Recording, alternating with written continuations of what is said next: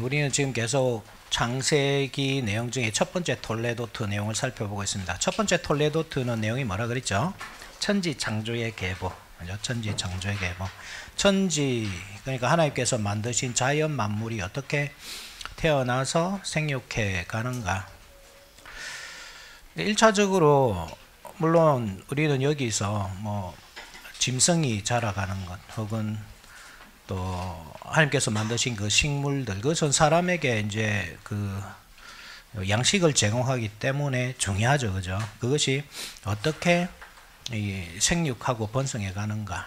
그게 이제 그것을 위해서 하나님께서 사람을 일꾼으로 사용하신다. 그런 사실을 배워야 하지만 결국 사람에게 그 양식을 주는 것이라고 할 때 가장 중요한 양식은 생명의 양식이잖아요, 그죠? 사실은 땅에서 나는 것으로 우리가 배를 채우고 그것으로 어느 정도 우리의 그 목숨을 연명한다고 하더라도 영원한 생명을 얻을 수 없거든요. 그래서 우리는 이 천지 창조의 계보를 통해서도 사실 그리스도의 계보를 볼 수 있어야 합니다.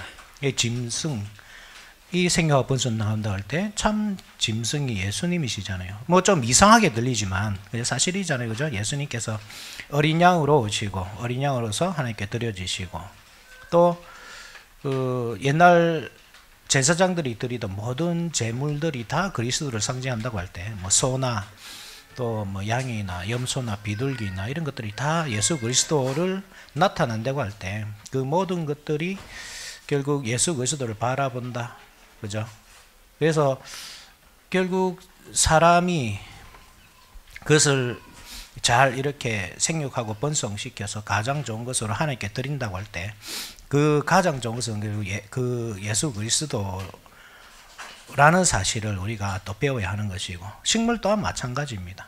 식물도 우리가 첫 번째로 이 일상의 삶을 위해서 떡을 만들어 먹지만 가장 중요한 떡은 예수 그리스도로 말미암아 나타날 그 떡.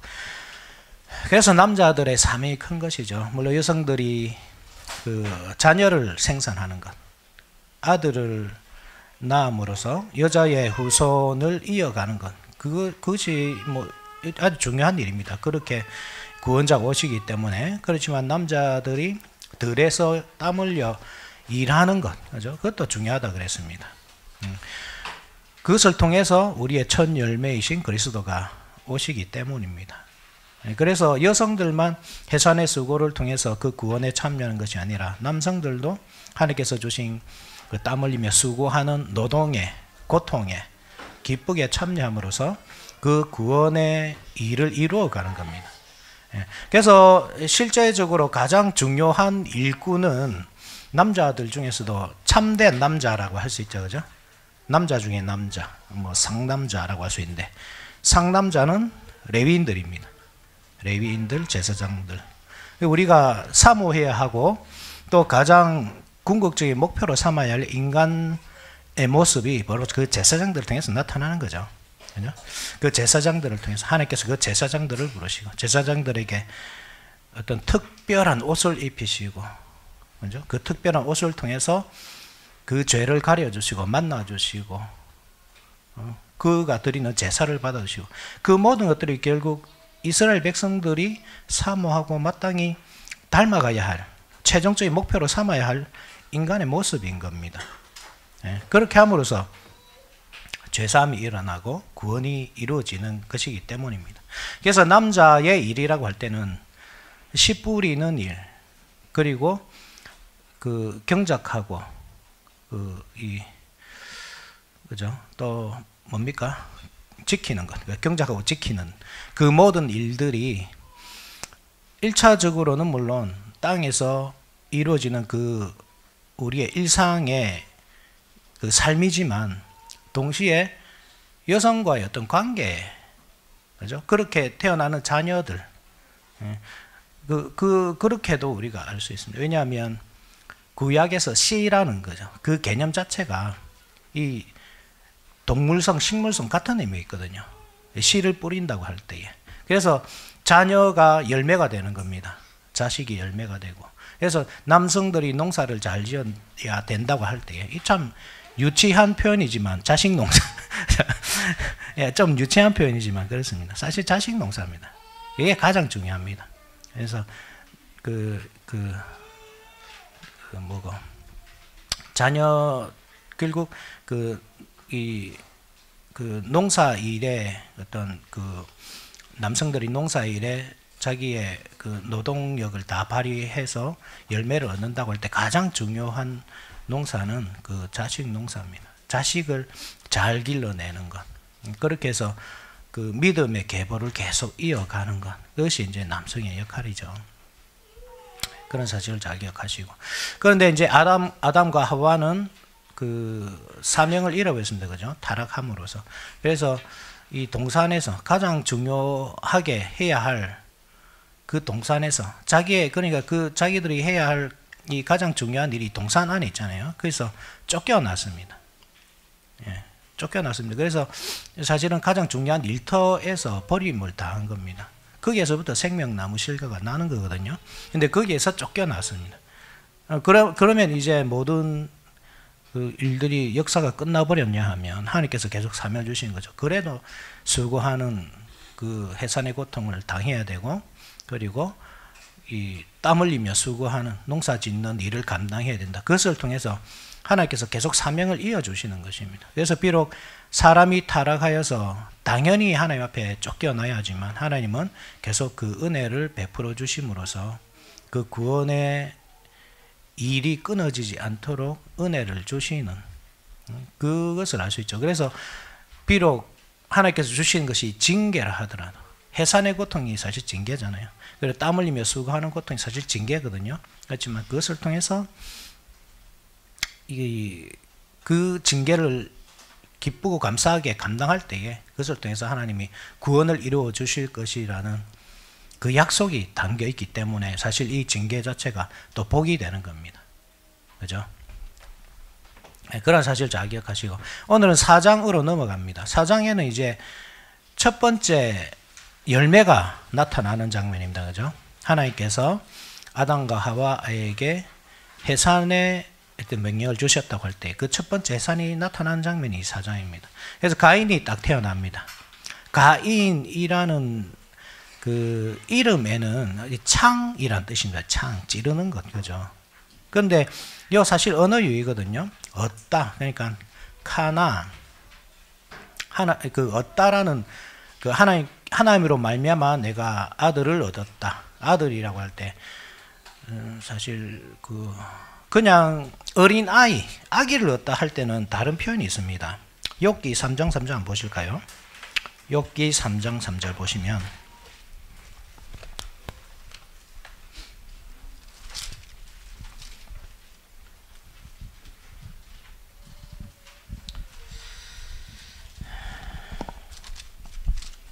(3장 3절에) 이런 말씀이 있죠. 내가 난 날이 멸망하였더라면 산의 아이를 베었다 하던 그 밤도 그리하였더라면, 이 산의 아이가 진짜 아기거든요.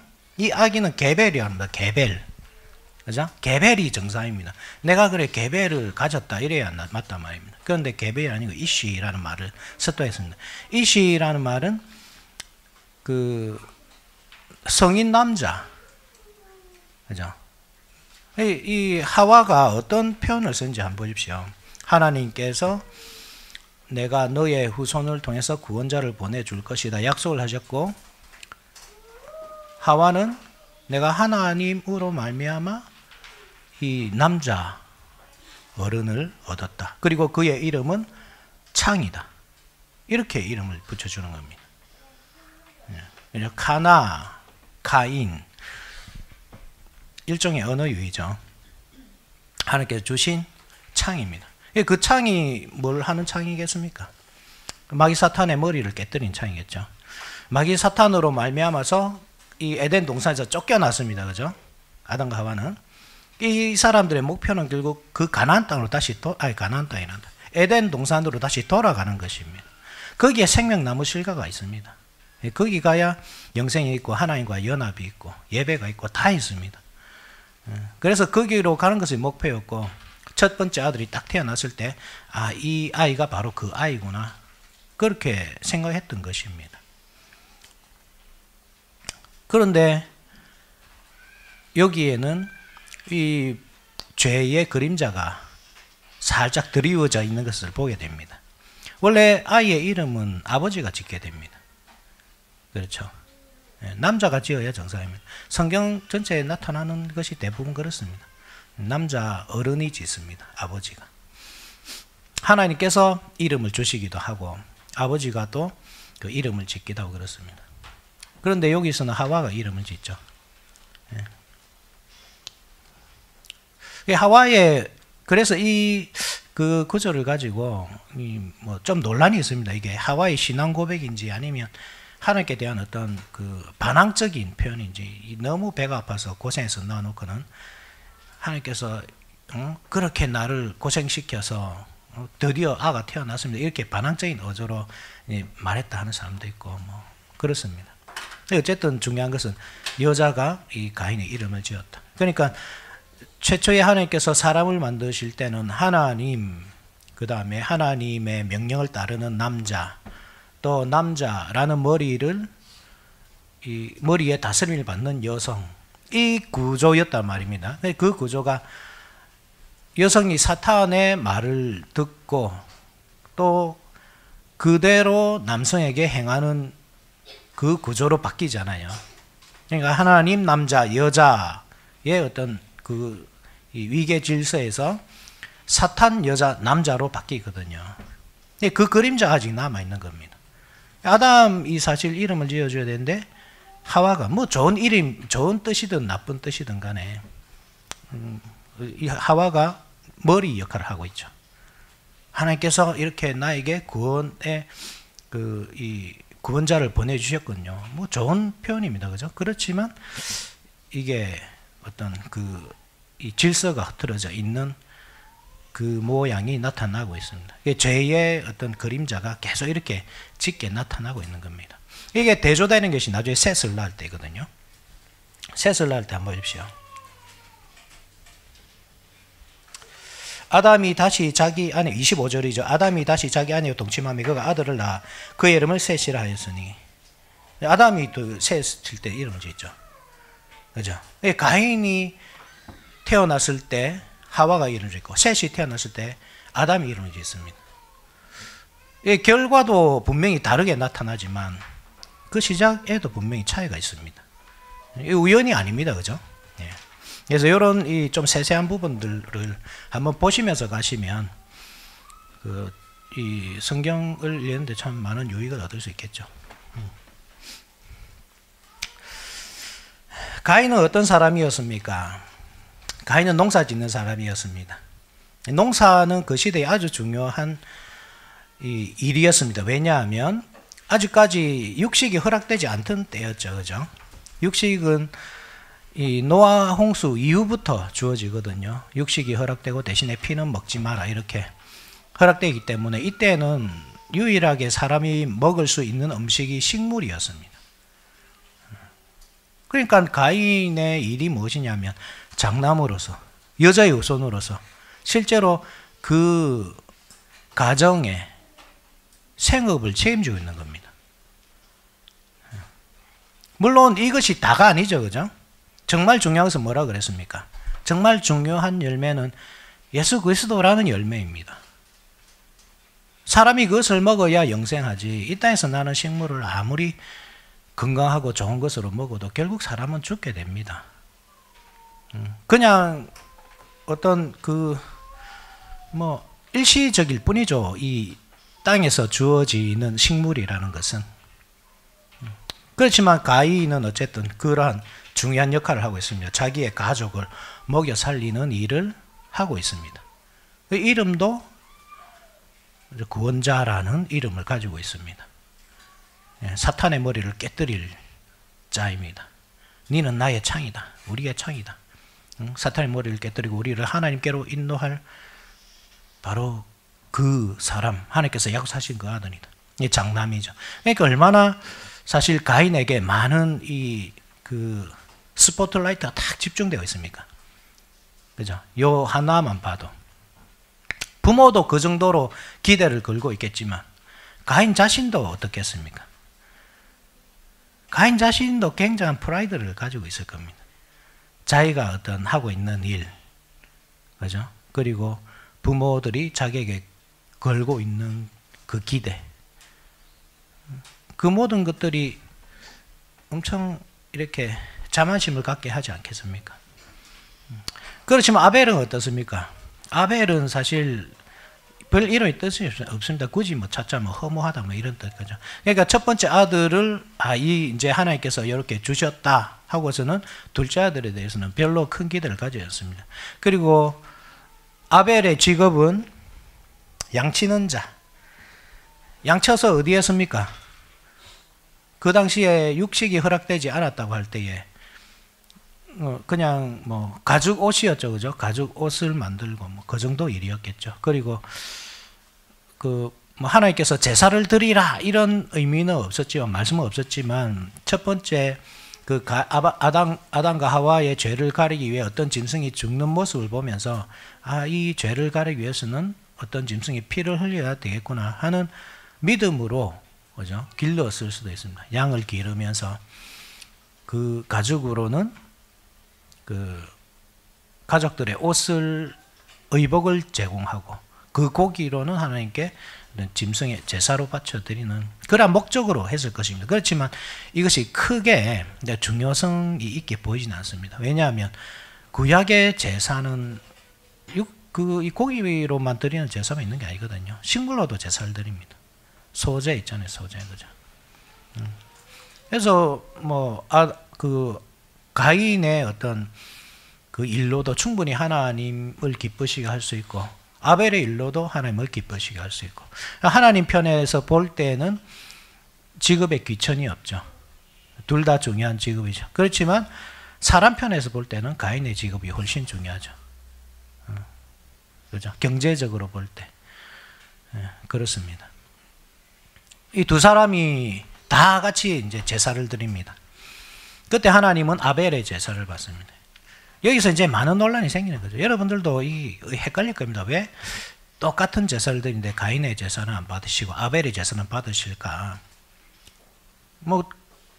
제사가 피 흘리는 제사만 있다 이렇게 하면 우리가 아벨은 피 흘리는 제사를 드렸고 가인은 그렇지 않았기 때문에 가인의 제사를 안 받으시고 아벨의 제사를 받으셨구나 이렇게 우리가 생각할 수 있지만 아까도 말씀드렸지만 제사에는 피 흘리는 제사만 있지 않습니다.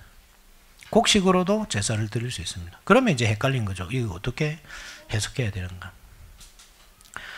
히브리서에 보면 조금 우리 힌트를 좀 얻을 수 있죠, 그죠? 히브리서 11장 한번 봅시다. 히브리서 11장 4절 한번 봅시다. 신약성경.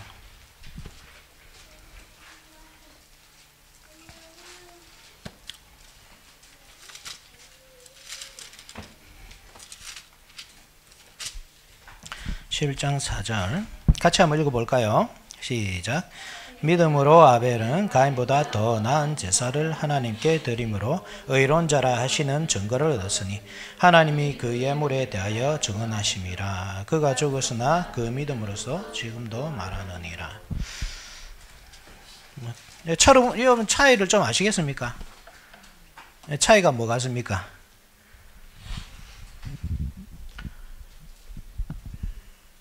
예? 믿음이죠, 믿음. 더 의로운 제사를 드렸습니다. 그죠? 더 의롭다 이 말은 가인도 의로운데 그것보다 더 의로운다 이런 말이 아닙니다. 비교급이 아니고 아벨은 의롭고 가인은 의롭지 않다 이 말입니다. 그 차이가 어디에 있느냐? 믿음이란 말입니다. 믿음. 그러니까 아벨은 믿음으로 제사를 드렸고 가인은 믿음으로 드리지 않았습니다. 그게 왜 그랬는지 우리는 알 수가 없죠. 그냥 그 하나님 중심적으로 볼 때는 결국 믿음은 하나님께서 주시는 것이기 때문에 이 선택과 유기의 교리가 여기에 있습니다. 그죠? 선택과 유기의 교리를 우리는 발견할 수 있습니다. 그렇지만 사람의 어떤 일로 볼 때에 가인은 사실 자기 스스로가 구원자였죠.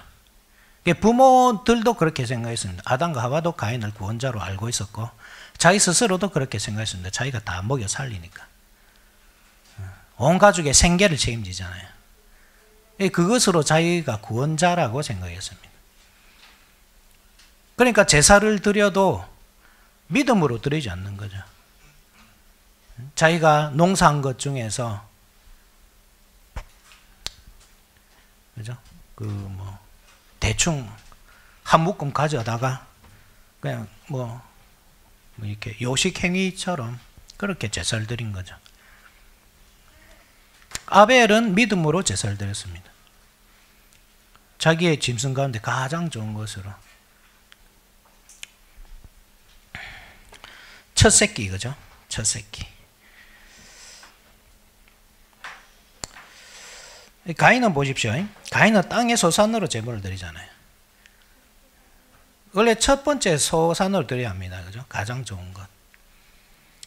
소산 중에서 그냥 하나를 드린 겁니다. 가인은. 아벨은 첫 번째 것, 가장 좋은 것. 그것을 하나님께 드렸습니다. 그랬더니 하나님께서 아벨의 제사는 받으시고 가인의 제사는 거절하셨습니다. 그러니까 아담과 하와가 범한 죄의 이 전통이 지금 가인을 통해서 흐르고 있다는 것을 여러분 보셔야 됩니다. 아담과 하와가 범죄한 이유가 그렇습니다. 왜 범죄했습니까? 스스로 하나님처럼 되고자 한 것입니다. 그게 가장 큰 이유입니다. 스스로 하나님처럼 되고자 한 것. 아까 김우건 성도가 기도하면서 했지만 어른이 되고자 한 것. 하나님 앞에 어린아이로 살기 싫은 것. 하나님 앞에 어린아이로 산다는 것은 모든 것을 지도를 받으며 살아야 된다는 건데 내가 선택하고 싶지 남이 선택해 주는 것 그것이 하나님의 말씀이라 하더라도 그 지도를 따르며 사는 것이 좋냐? 누구나 싫죠. 가인의 죄를 이어받은 아담과 하와의 죄를 이어받은 우리들입니다. 그런데 그 죄를 그대로 가인이 이어받은 겁니다. 가인은 부모가 볼 때도 구원자였고 자기가 생각해도 구원자였습니다. 자기가 자기의 생계를 자기 스스로 자기의 생계를 책임질 수 있고 그 이상을 할 수 있는 사람이었습니다. 자기가 볼 때는. 부모의 생계까지 심지어 아벨의 생계까지 다 책임지는 사람이었습니다. 그러니까 그 교만이 얼마나 크겠습니까? 그죠? 하나님이 사실 별로 필요하지 않습니다. 이 사람은. 그렇지만 중요한 것을 놓치는 거죠. 뭘 놓칩니까?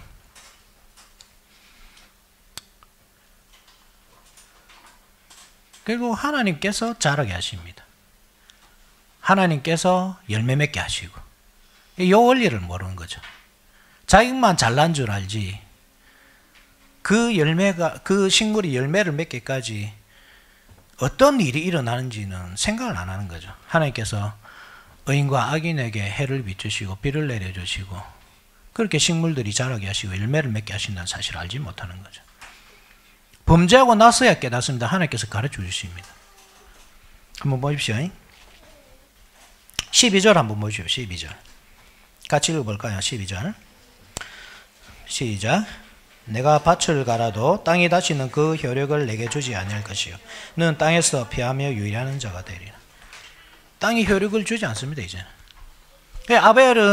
가인은 자기의 힘이라고 생각했습니다. 자기 능력이라고 생각했고 자기가 얼마든지 시간과 노력을 투자를 하면 얼마든지 열매를 많이 거둘 수 있을 것이라 생각했습니다.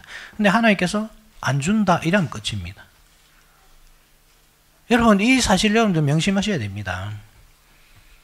우리는 우리의 일상에서 하나님께서 역사하신다고 잘 생각을 못합니다. 자녀가 건강하게 자라고 있으면 이게 내가 잘해서 그런 줄 아는 거예요. 그렇지 않습니다, 여러분.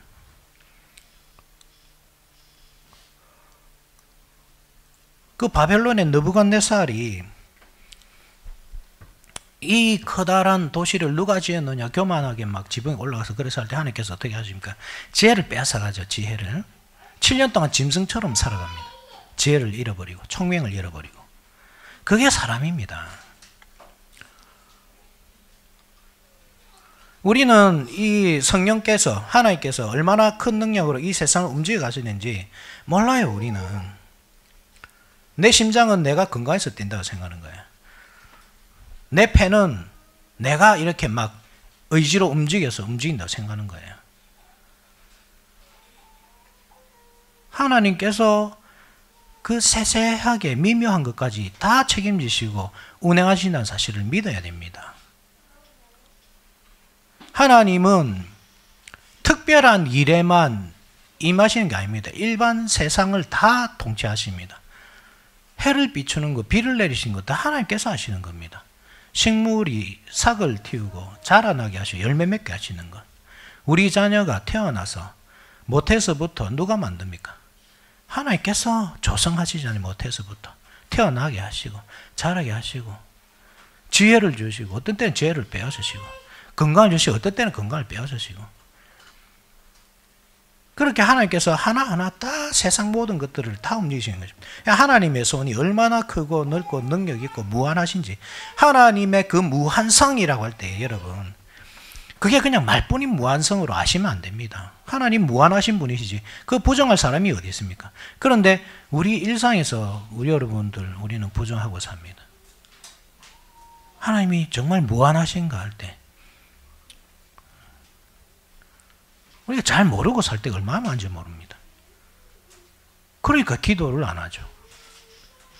이것은 내가 해야 된다고 생각하는 거죠. 어떤 면에서는 내가 이거는 기도해야 되겠다. 이거는 하나님의 은혜 없이는 안 되겠다. 그런데 내가 숨 쉬고 물 한 잔 마시고 밥 먹고 있는 그것은 하나님의 은혜라 생각을 안 하는 겁니다. 그러니까 기도를 안 합니다. 감사도 안 하고. 안 주신 것 수십 가지 수백 가지 생각이 나는데 하나님께서 주신 것 수만 가지 수억 가지는 생각이 안 나는 겁니다. 내 세포 하나하나까지 다 움직이게 하시는 그 하나님의 그 섭리는 그 감사하지를 않는 것입니다.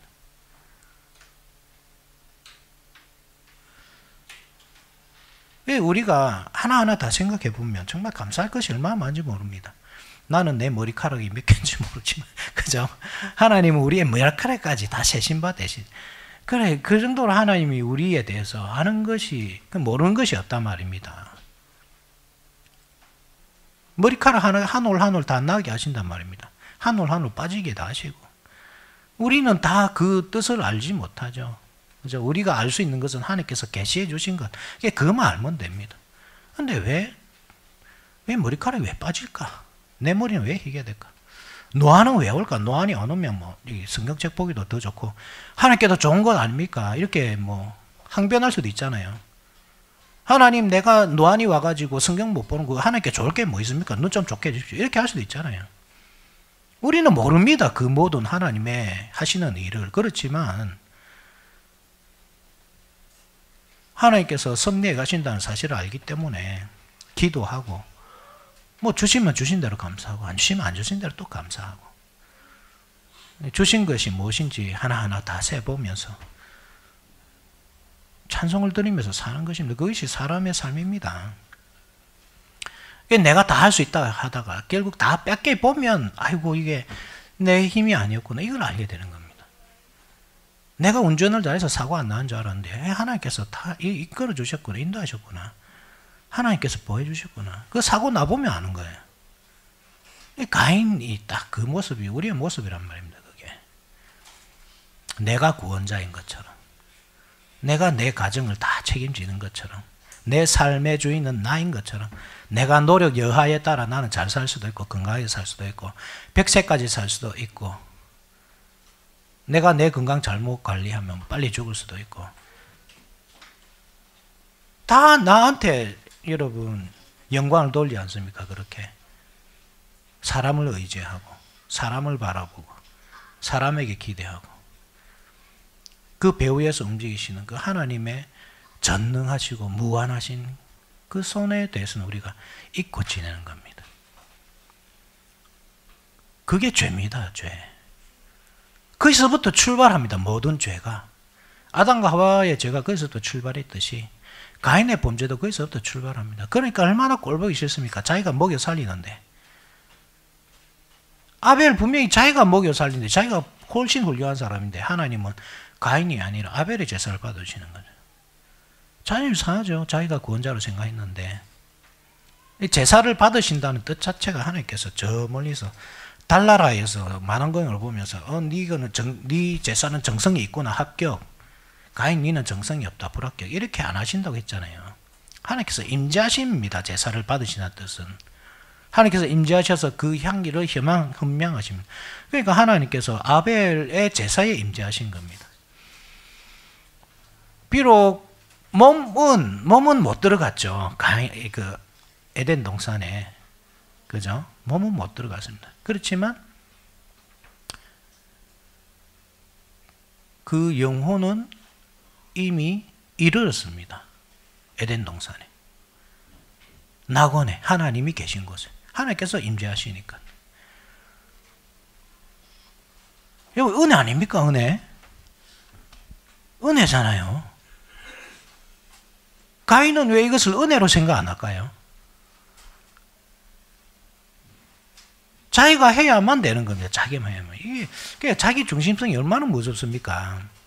자기가 주인공이 돼야만 되는 거예요.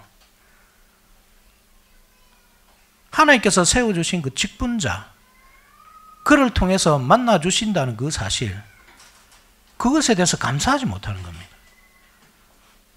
왜 내가 아닙니까? 이거부터 찾죠. 예수님 당시에 바리새인들처럼 왜 내가 아닙니까? 왜 저 허접한 목수의 아들 예수라는 마리아의 아들을 왜 그입니까? 우리는 그를 인정할 수 없습니다. 그게 똑같은 거죠. 똑같은 거.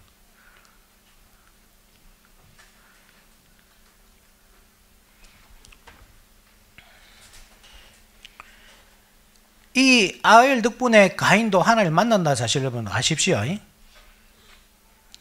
아벨 덕분에 만나는 겁니다. 가인은. 착각하는 겁니다. 하나님께서는 항상 직분자를 선택하시고 직분자를 통해서 만나주십니다. 이 대표성이라 그랬습니다. 우리는 개인주의에 너무 물들어 있어가지고 개인이 가능하다고 생각합니다. 그래서 목사만 성경 보나. 그죠? 그래 생각하죠. 나도 얼마든지 묵상할 수 있고 기도할 수 있고 하나님도 나를 만나주시고. 옛날 모세를 대적한 고라와 다단과 아비람 온 무리들처럼 그 짓을 하는 겁니다. 그렇게. 하나님께서 삼위일체이신 것은 우리에게 무엇을 가르쳐 준다고 했습니까? 우리의 공동체성. 결국 우리가 그 하나님의 일치성을 보면서 사람이 일치되어야 한다는 것, 신앙으로 일치되고 성령으로 하나가 되어야 한다는 것, 그것을 배워야 합니다. 그것을 배우지 못하면 우리는 교회로 세워갈 수 없습니다. 교회로 할 수도 없습니다. 구원도 없습니다. 왜 그럴까요?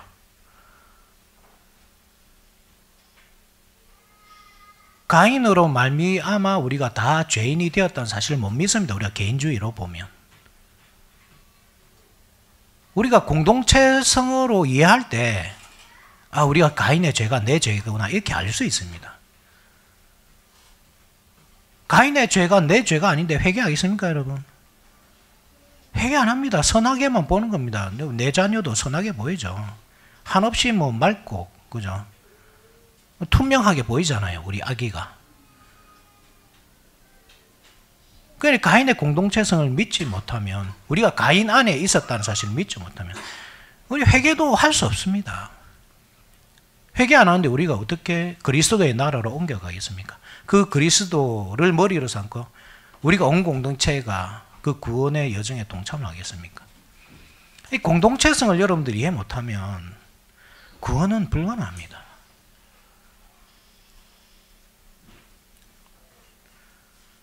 개인주의를 버려야 됩니다. 이게 죄성입니다. 죄성, 개인주의가. 가인이 가지고 있는 죄성입니다. 개인주의.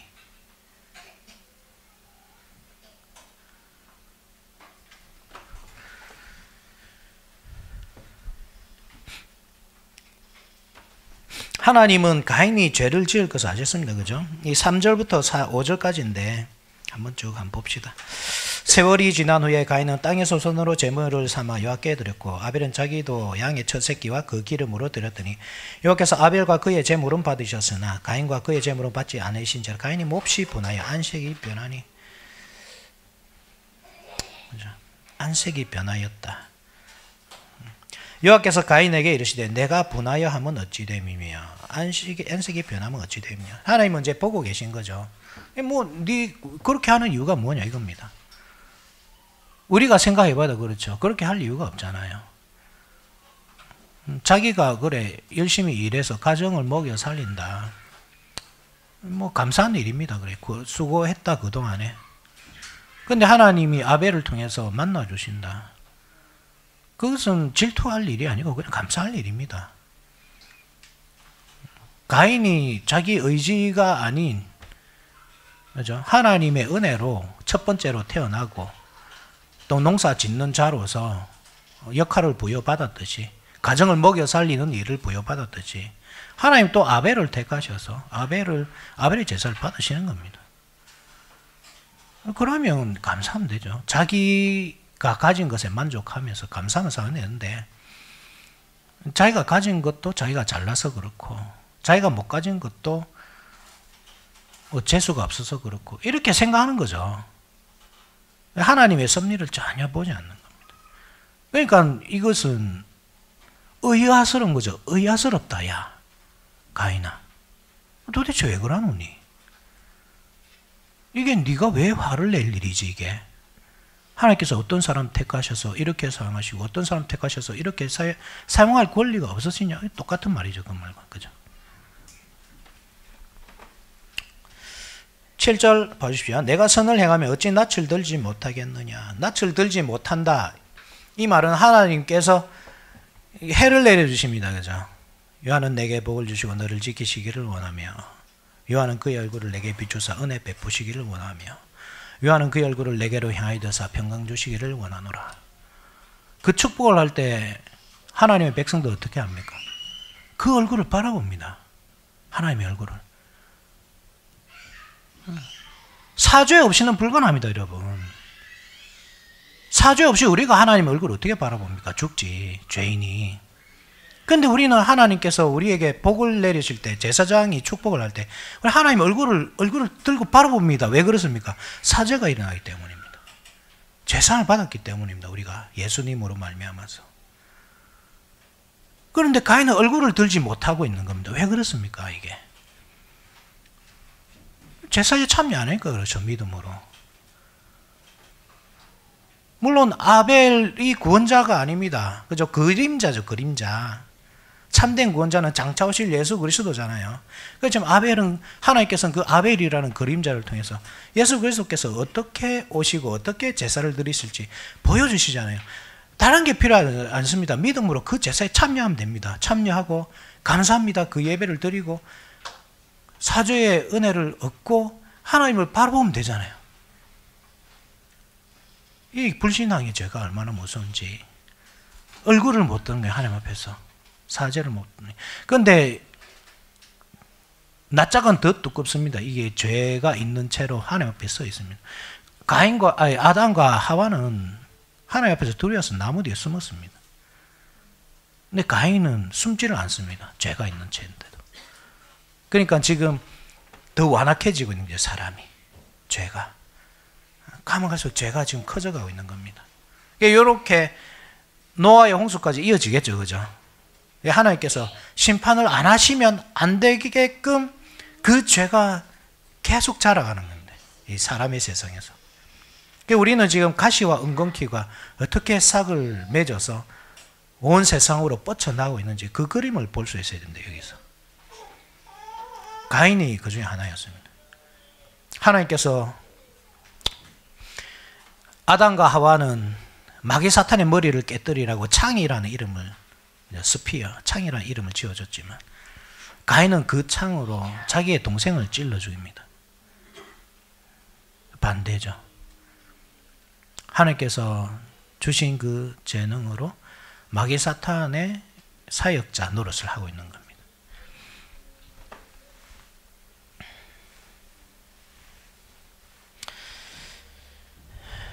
선을 행하지 아니하면 죄가 문에 엎드려 있느니라. 죄가 너를 원하나 너는 죄를 다스릴지니라. 하나님께서는 아셨습니다. 그죠? 죄가 문 앞에 엎드려져 있다. 이 여성형으로 나타나는 죄가요. 죄가 여성입니다. 그래서 그 문 앞에 바로 나타나 있는 겁니다. 바로 앞에 있습니다. 하나님은 그것을 보셨습니다. 그 죄를. 그리고 가인이 그 죄와 싸우기를 원했습니다. 하나님께서 하나님의 창으로서, 하나님의 무기로서 그 마귀 사탄과 싸우기를 원했습니다. 그렇지만 가인은 싸우지 않았습니다. 그때부터 이미 마음속에 아벨을 죽여야 되겠다 생각하고 있었던 것이죠. 그래서 들로 그 동생을 데리고 나가서 8절 가인이 그의 아우 아벨에게 말하고 그들이 들에 있을 때에 가인이 그의 아우 아벨을 쳐 죽이니라. 9절 여호와께서 가인에게 이르시되 내 아우 아벨이 어디 있느냐. 그가 이르되 내가 알지 못하나이다. 내가 내 아우를 지키는 자니까. 엄청 반항적인 말입니다. 아니 하나님이 지키시는 자잖아요. 하나님께서 아벨의 제사를 받으셨잖아요. 하나님께서 아벨과 함께 하시잖아요. 나하고 함께 있는 분이 아니시잖아요. 하나님은. 그러면서 왜 내한테서 찾습니까? 하나님의 책임이니까 하나님이 찾으셔야죠. 이 말입니다. 10절에 일시되 네가 무엇을 하였느냐. 내 아우의 핏소리가 땅에서부터 내게 어서하느니라. 이 핏소리는 복수형입니다. 피가 온데를 막 뿌려져 있는 겁니다. 아벨이 사실 순교자로 나타나죠. 마태복음 24절에 보면 그죠.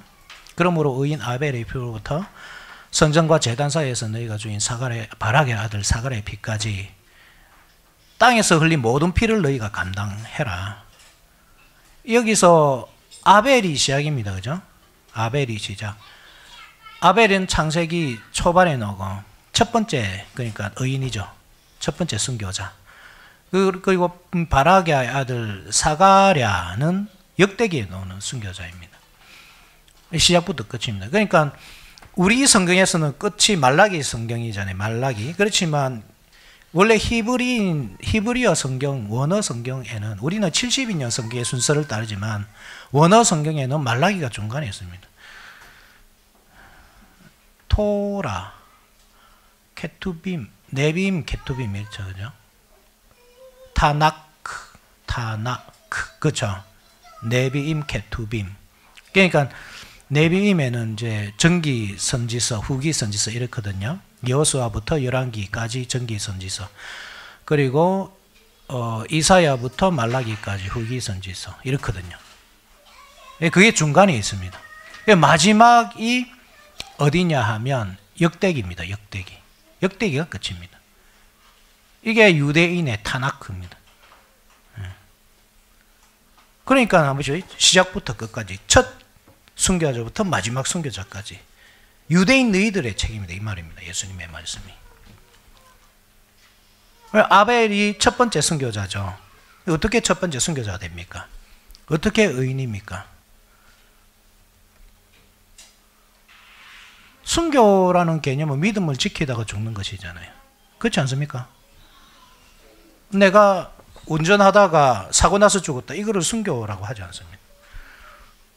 살인 당할 수 있습니다. 내가 가다가 뭐 강도한테 칼 찔려 죽었다. 이거를 순교라고 하지 않습니다. 믿음을 지키다가 죽어야 순교입니다. 그러면 아벨은 살인을 당했는데 이거를 어떻게 순교로 볼 수 있느냐? 우리는 아벨의 피가 온 사방에 들에 뿌려져 있다는 이 사실에서 증거를 찾아야죠. 이게 무슨 말이냐면 가인은 아벨이 죽을 때까지 쫓아다니면서 막 찌른 겁니다. 찔렀든지 팼든지 막 몽둥이로 막 쳤든지 죽을 때까지 한 겁니다. 근데 아벨은 반격을 안 했습니다. 왜냐하면 죄기 때문에 그래서. 아벨은 목자였기 때문에 목자는 양을 치지 않습니다. 그러니까 믿음을 지킨 거죠. 끝까지. 그죠? 하나님의 그 형제 사랑에 대한 그 하나님을 알면 하나님의 속성을 아는 겁니다. 하나님은 여기 있다 저기 있다 할 수 없죠. 영이시기 때문에 우리가 하나님을 어떻게 알 수 있습니까? 그 속성을 보고 알 수 있는 거죠. 형제 사랑이 없으면 하나님을 사랑하는 게 아닙니다. 그죠? 형제를 사랑하지 않으면. 왜 그러냐면 하나님의 속성 자체가 사랑이기 때문입니다. 물론 거기에 많은 것이 들어갑니다. 하나님의 속성에는 공의도 있고, 그죠? 화평도 있고, 그게 다 하나님의 속성입니다. 우리는 그 속성을 닮아서 우리도 사랑해야 되고, 화평해야 되고, 공의로워야 되거든요. 하나님을 닮아서. 거기서 하나님에게서 사랑을 제거해버리면 하나님이 아닌 겁니다. 아벨이 목자라는 사실, 하나님을 알고 하나님께 제사를 드렸다 그 사실에는 그 사랑을 알고 있는 겁니다. 성경에 안 나온다 하더라도 공의를 알고 있고 화평을 알고 있고 그 하나님의 속성들을 다 알고 그렇게 사는 사람입니다. 아벨이. 그러니까 가인과 다르게 행동하죠. 가인은 죽일 수 있을지언정 아벨은 죽일 수 없습니다.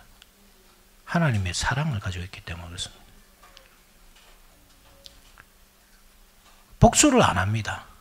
나를 한 대 때리네. 나도 한 대 때리겠다. 이렇게 안 합니다. 그렇기 때문에 이 의인들의 피는 호소합니다. 하나님께. 자기가 복수를 하면 호소하지 않습니다. 그렇죠? 내가 복수하면 되는데. 그런데 이 의인들은 어린아이이기 때문에 어린아이가 부모에게 복수를 요구하듯이 아빠, 현이 오빠가 또 때렸어요. 이렇게 혼내주세요. 이렇게 하듯이 의로워서 그렇진 않죠. 힘이 없어서 그렇게 하잖아요. 우리 세계에서는. 그렇지만 의인은 의롭기 때문에 그렇습니다. 에서는 야곱을 죽일 수도 있었습니다. 그죠? 야곱은 그렇지만 에서와 싸울 수 없었습니다. 그러니까 야곱을 계속 비겁한 자 이렇게 그렇게만 이해를 하시는데 야곱은 결코 비겁한 자가 아닙니다. 여러분 야곱이 얼마나 힘센 사람입니까?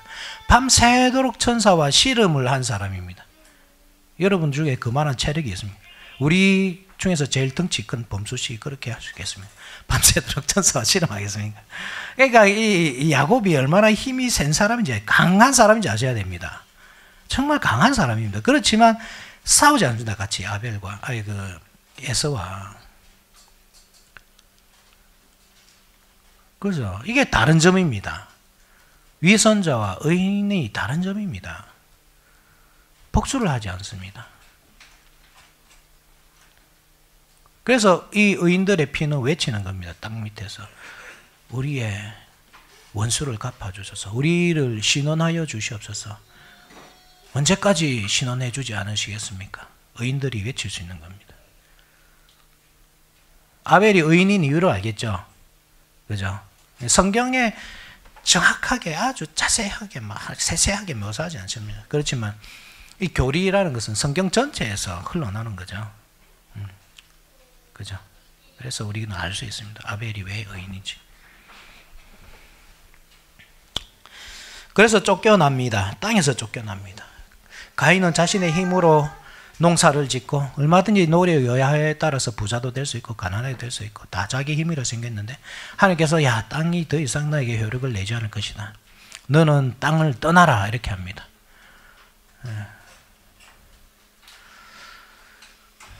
땅을 떠나는 것 이 중요한 원리입니다. 왜냐하면 땅은 하나님의 발등상이 보좌이기 때문이죠. 하늘은 나의 보좌요 땅은 나의 발등상이요 할 때 땅은 하나님의 발등상이기 때문입니다. 그러니까 그 피가 지금 어디에 뿌려졌는지 아셔야 됩니다. 하나님 앞에 뿌려졌습니다. 자기는 하나님이 안 보실 줄 알았고 모를 줄 알았지만 하나님은 다 보고 계십니다. 하나님의 발등상에다 그 피를 뿌렸기 때문에. 아벨의 피보다 예수님의 피가 더 낫게 말하는 피인 이유는 무엇이겠습니까? 아벨은 복수를 원하지만 예수님의 피는 용서를 구하기 때문입니다.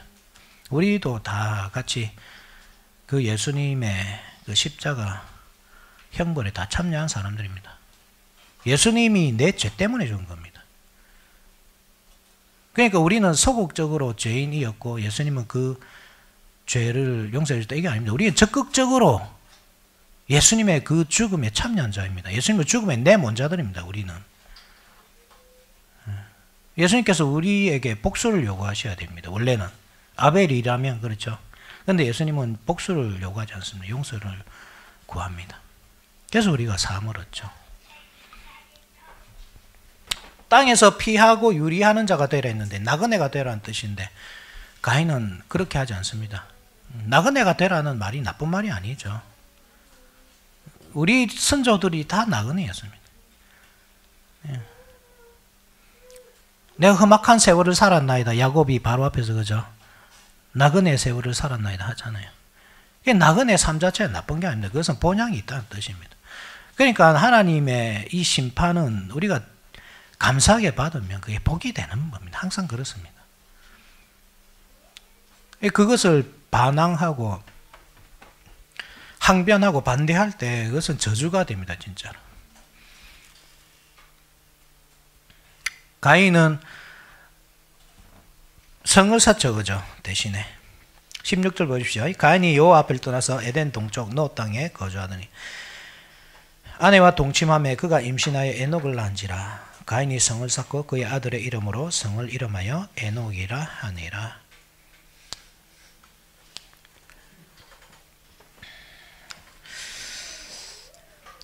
그리고 쭉 가인의 이제 후손들이 쭉 이어집니다. 그죠?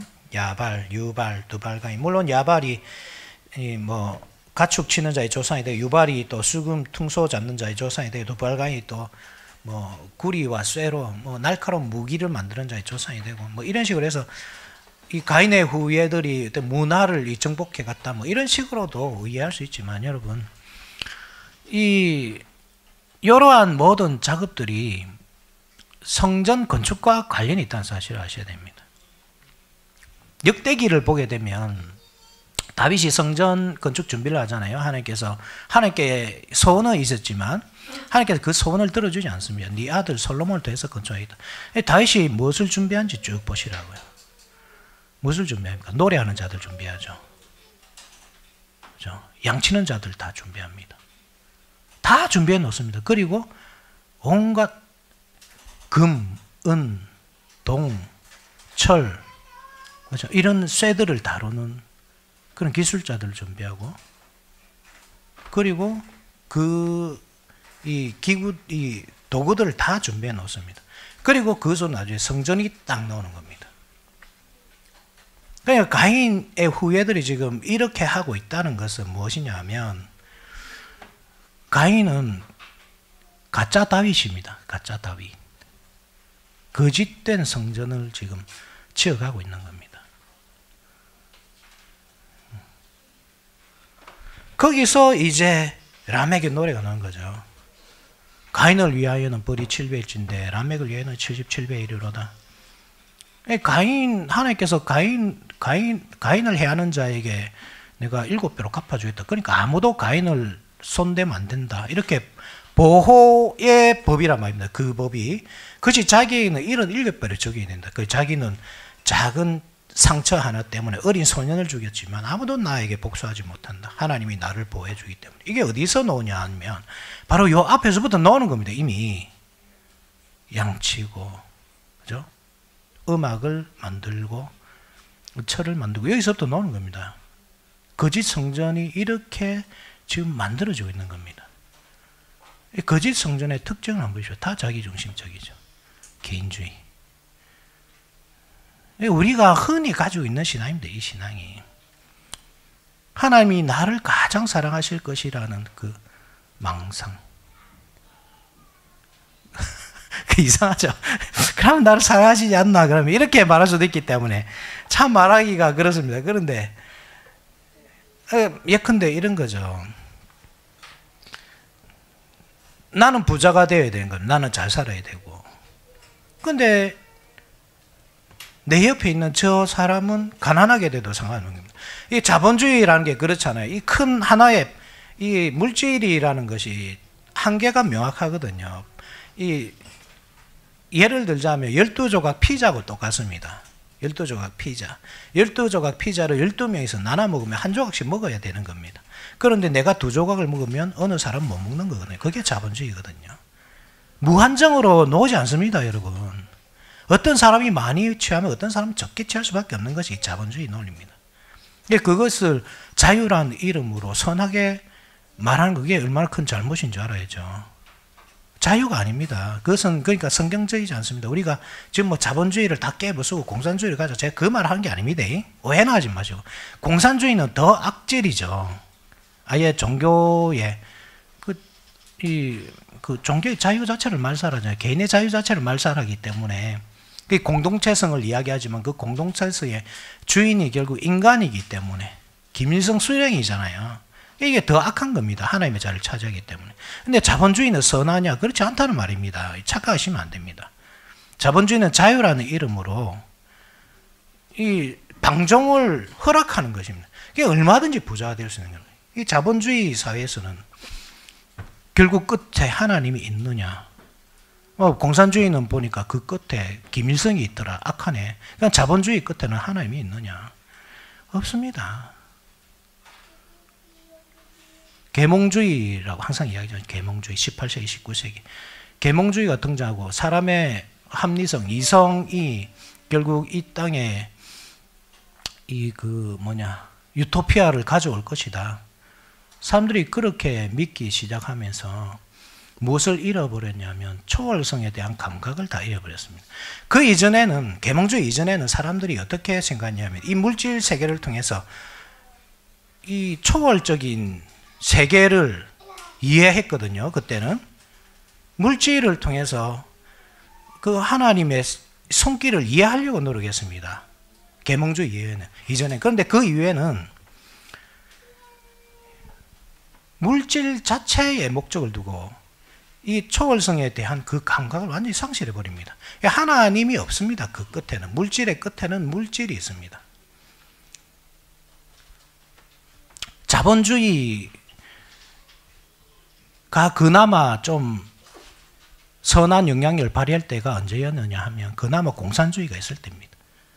여러분, 북유럽이 왜 복지가 발달한 줄 압니까? 바로 옆에 러시아가 있잖아요. 러시아가 혁명 때문에, 그러니까 이 가난한 사람들이 혁명을 일으켜가지고 정권을 정복하는 걸 봤단 말입니다. 북유럽 사람들이. 그러니까 가난한 사람들을 그냥 놔두면 큰일 나겠다. 그래서 복지를 한 겁니다. 그게 공산주의가 사실 악한 거였지만 자본주의의 고삐를 메고 있었습니다. 근데 지금 공산주의 다 무너졌죠. 지금 자본주의밖에 없죠. 지금은 누구도 고삐를 메지 않습니다. 그러니까 부자는 한없이 부자가 되는 시대입니다. 지금은. 자유라는 이름으로. 가난한 사람 한없이 가난해집니다. 이게 순합니까, 여러분? 물질 세계 속에서 사람들은 초월성을 더 이상 발견할 수 없기 때문에 무엇으로 가냐면 이제 민족주의로 갑니다. 이게 또 무서운 거예요. 그러니까 초월성을 자기가 어디에서 나오고 자기가 어떤 사람인지 증명하는 것은 이제 민족성밖에 없는 거죠. 그냥 민족주의로 가는 겁니다. 지금 러시아, 우크라이나 전쟁이 일어나고 다시 냉전으로 막 가는 것, 신냉전주의로, 신냉전 시대를 하잖아요. 그렇게 가는 이유가 다 지금 민족주의에 있습니다. 우리도 얼마나 혐오합니까? 일본 사람이 혐오하고 중국 사람이 혐오하고 하잖아요. 결국은 자본주의의 끝은 어디로 가냐면 민족주의로 갑니다. 기독교도 똑같습니다. 자본주의에 물든 기독교는 민족주의로 흘러갑니다. 정광 목사가 그냥 나오는 게 아닙니다. 여러분, 이 자본주의의 끝에 지금 가 있다는 뜻입니다. 이게 물질을 통해서 하나님, 초월적인 존재, 하나님을 보지 못하기 때문에 민족주의로 흘러가는 겁니다. 이 무서운 현상입니다. 여러분, 이 자본주의의 끝에 거의 와 있는 겁니다. 지금 역사적으로.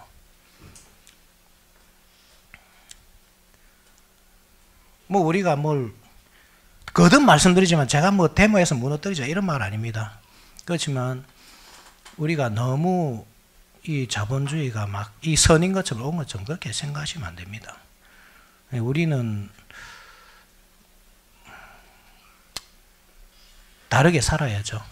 이 세상 사람들이 어떻게 살든 간에 우리는 이 물질 세계를 통해서 그 장막 뒤에서 역사하시는 하나님의 손길을 항상 발견하면서 자기 중심성의 삶이 아니라 하나님 중심성의 삶, 항상 하나님께서 어떤 일을 하고 계신지, 무엇을 우리에게 주고 계신지, 베풀고 계신지 생각하면서 늘 감사하면서 살아야지 우리의 일상이 예배가 되는 겁니다. 그렇지 않고 우리가 물질 세계에 매몰되어 살면 하나님이 없습니다. 그 얘기는. 그래, 거기서 말하는 하나님은 다 가짜입니다. 몰렉입니다. 몰렉. 거기에 속지 마십시오. 오늘 여기까지 하고 마지막까지 오늘 하려고 했는데 조금 길어졌네요. 여기까지 하고 다음 주에 계속 이어서 다음 주는 요 마지막까지 하고 그 다음에 그 두 번째 톨레도트까지 연결해서 살펴보도록 하겠습니다. 잠시 기다리겠습니다. 하나님 아버지